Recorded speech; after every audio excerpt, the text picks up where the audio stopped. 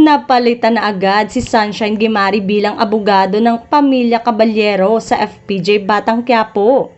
Napanood sa Ang Huling Eksena nila ni David played by Makoy De Leon sa bahay ng mga Caballero para alamin ang nangyari at sinabi nga na ipapatawag ni Sunshine ang peking anak ni Christopher De Leon para sa last will ni Don Facundo Caballero. At heto, biglang may anunsyo ang Dreamscape Entertainment sa kanilang Facebook account na kilalanin si Micah Rivera bilang Attorney Vera Saldivar ngayong gabi sa FPJ Batang Quiapo.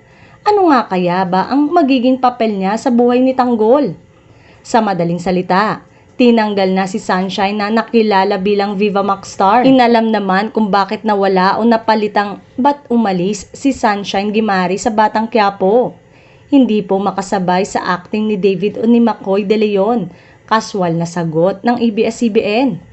Oo naman, kailangan talaga magaling umarte ang makakaeksena ni Makoy kundi lalamunin siya nito.